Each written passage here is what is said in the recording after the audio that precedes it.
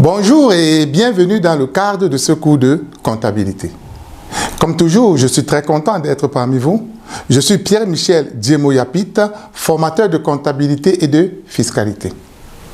Nous allons aborder aujourd'hui deux grands objectifs du cours sur le bilan, à savoir une vue générale du schéma du bilan et nous allons clôturer la deuxième partie par ce que je vais appeler une série de questions-réponses. Mais avant d'entrer dans le vif de ce sujet, je vais d'abord rappeler ici les différents objectifs que nous avons abordés jusqu'ici. Pourquoi? Parce que aujourd'hui est une journée exceptionnelle, parce que ça marque la fin du cours sur le bilan. Les différents objectifs abordés jusqu'ici sont entre autres 1. La définition du bilan et l'équilibre fondamental du bilan. Ensuite, nous avons eu la classification des éléments de l'actif. En 3, nous avons abordé la classification des éléments du passif. Ensuite, nous avons abordé tout ce qui était richesse de l'entreprise et les différents schémas de représentation du bilan. Je vais donc vous laisser découvrir de manière générale le schéma du bilan et ensuite vous laisser découvrir également les différentes questions et les réponses qui vont suivre. Ceci nous permettra sans doute de mieux asseoir et de mieux comprendre les différents objectifs qui ont été développés jusqu'ici. Nous allons ainsi aborder la vue générale d'un bilan. Nous avons ici le schéma de synthèse du bilan d'une société commerciale. Vous le constatez avec moi que vous avez une colonne d'actifs qui reprend les trois éléments de base d'un actif, à savoir les frais d'établissement, les actifs immobilisés et les actifs circulants. Vous voyez également que dans les actifs immobilisés, on a les immobilisations incorporelles, corporelles et financières. Et dans les actifs circulants, vous constatez également avec moi que vous avez les créances à long terme, les stocks de marchandises, les créances à court terme, les placements de trésorerie, les valeurs disponibles et les comptes de régularisation de l'actif.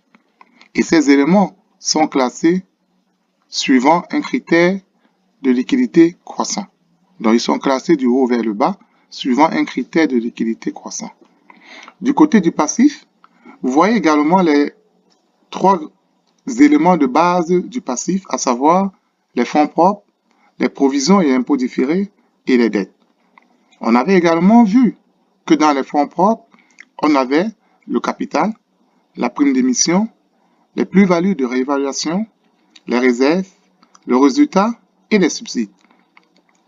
Et dans les dettes, on avait les dettes long terme, les dettes court terme et les comptes de régularisation du passif. Juste à votre droite, vous avez les différents comptes. Mais ces différents comptes seront abordés dans le cadre des prochaines vidéos.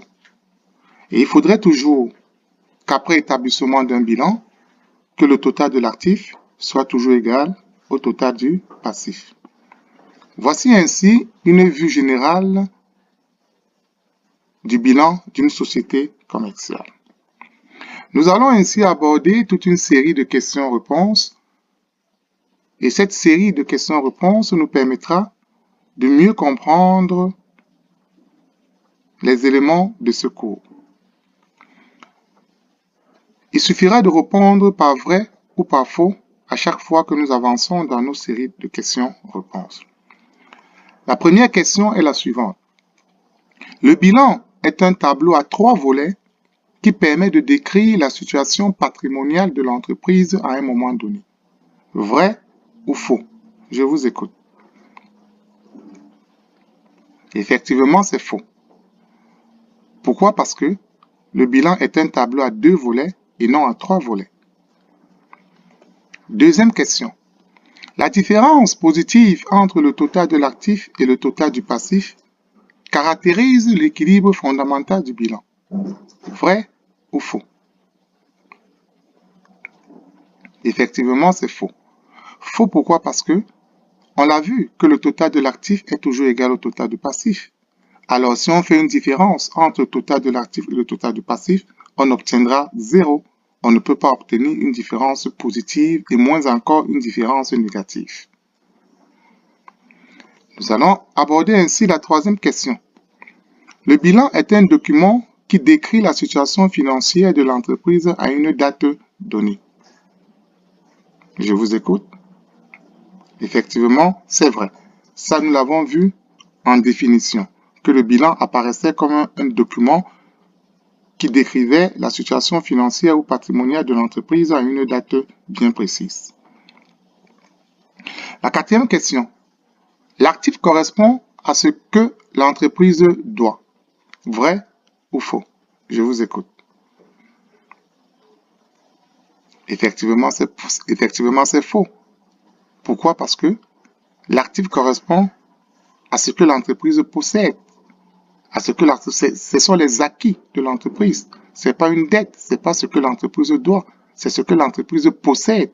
L'actif, c'est ce que l'entreprise possède et non ce que l'entreprise doit.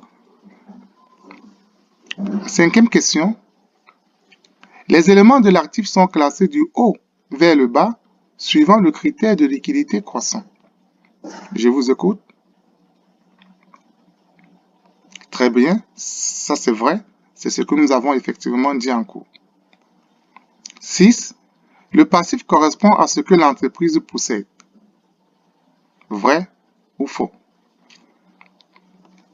Effectivement, c'est faux.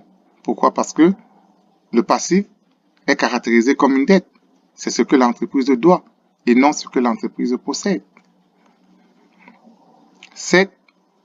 Les éléments du passif sont classés du haut vers le bas, suivant le critère d'exigibilité croissant. Vrai ou faux? Je vous écoute.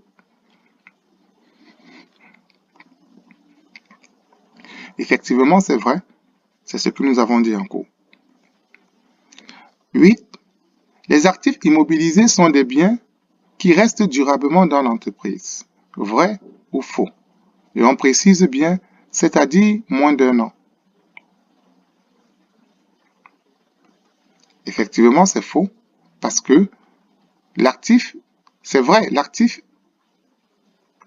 immobilisé est un bien qui reste durablement dans l'entreprise, mais pour une durée supérieure à 1 an et non une durée inférieure à 1 an. 9. Les actifs circulants, ce sont des biens qui se renouvellent constamment dans le cycle d'exploitation et qui ne restent pas durablement dans l'entreprise, c'est-à-dire plus d'1 an. Vrai ou faux? Effectivement, c'est faux. Les actifs circulants, ce sont des biens qui se renouvellent constamment dans le cycle d'exploitation et qui ne restent pas durablement dans l'entreprise, c'est-à-dire moins d'1 an et non plus d'1 an. 10. La richesse réelle est égale au total de l'actif moins les dettes étrangères. Vrai ou faux? Effectivement, c'est vrai. 11. L'actif correspond à l'utilisation des ressources. Je vous écoute. Effectivement, c'est vrai. 12. Le passif correspond à l'origine des ressources. Encore, c'est vrai. L'immeuble que l'entreprise possède est un élément d'actif. Vrai ou faux? Encore, c'est vrai. 14. Après l'établissement d'un bilan, l'actif peut être égal au passif. Ça, c'est faux. L'actif doit être égal au passif et non peut. L'actif doit être égal au passif et non peut. Donc, le total de l'actif est toujours égal au total du passif une fois que le bilan est établi. 15. Une grande société correspond au schéma abrégé du bilan. Ce qui est faux. Les grandes sociétés correspondent au schéma complet du bilan. 16. Une petite société correspond au micro-schéma du bilan. Effectivement, c'est faux. Une petite société correspond au schéma abrégé. 17. Une micro-société correspond au schéma abrégé du bilan. Effectivement, c'est faux. Une micro-société correspond au micro-schéma du bilan. Bravo! Nous voici arrivés au terme de notre premier chapitre du cours sur le bilan. Et par ces exercices, par cette série de questions-réponses, j'espère que cela nous a permis de mieux asseoir les bases de ce cours sur le bilan. Je tiens tout d'abord ici à vous féliciter et je souhaiterais que chacun puisse applaudir pour son propre compte. Allez-y.